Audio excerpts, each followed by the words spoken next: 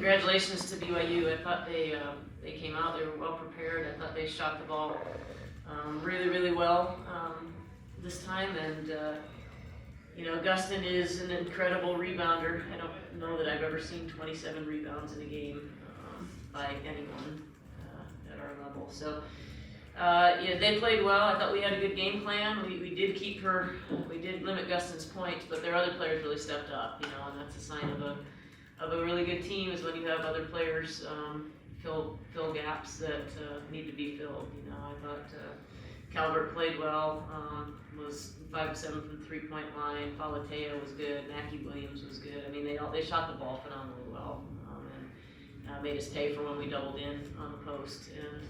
And conversely, we didn't have a great offensive, you know, scoring night.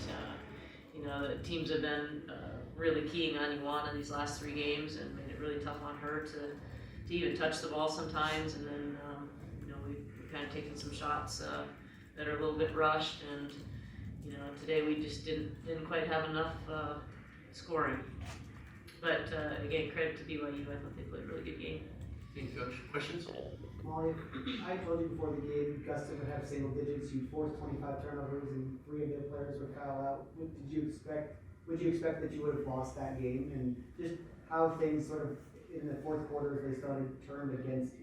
Well, if you added that she was going to have 27 rebounds, if you just gave me those first stats, maybe I think we would have. But then if you would add the 27 rebounds, I mean, that's, you know, we got out rebounded by 45-29. But yeah, again, we limited Gustin's points, but their kids stepped up and made shots. And the turnovers that we forced, we capitalized and did score somewhat off of them. But again, we just, you know, we can't go 6 of 23 from the 3-point line, 20 of 70 from the floor. We've got to be able to score a little bit better against a team that's scoring the way they did tonight.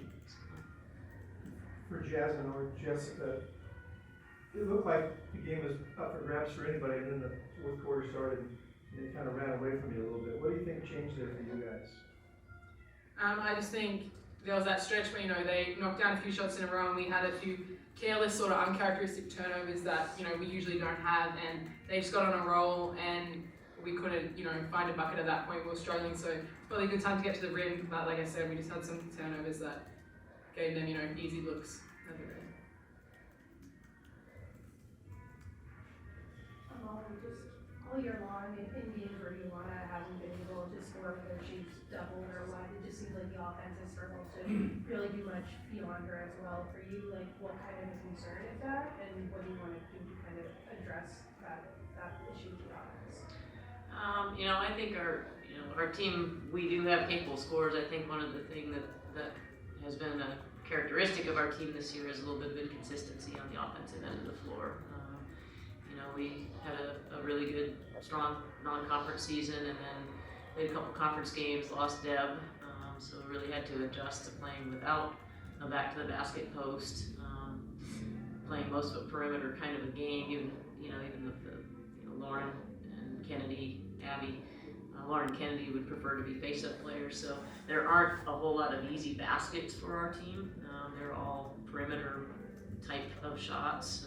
We don't have a ton of people that can break down somebody off the dribble, so I think some of our personnel lends itself to our inconsistency when we're not shooting the ball well.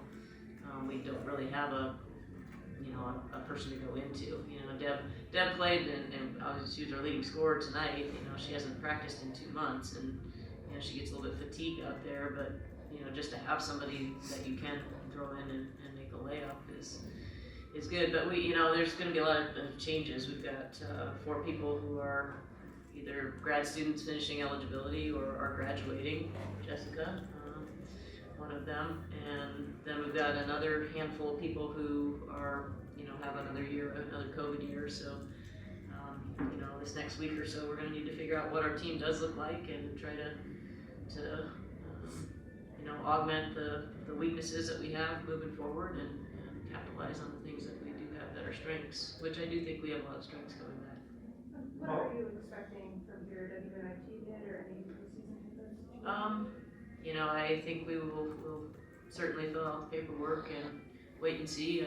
I would love an opportunity. I think this team would fare well in a postseason, now that we're healthier and, you know, we've got a lot of veterans. We've got a phenomenal scorer in Ioana, one of the top scorers in the country, one of the best 3-point scorers in the country. We've got a really strong back-to-basket post player now. We've got some dynamic scorers at other positions on any given night. I think we're deserving. I think we would do well if we did, but obviously there's no guarantees at this point. Molly, has Ioana made a decision about returning next season? I don't think any of our kids, unless I'm wrong. Jasmine has that opportunity too, but I don't know that any of our players have necessarily thought about that at this point. Any other questions? Great. Thank you. Thanks.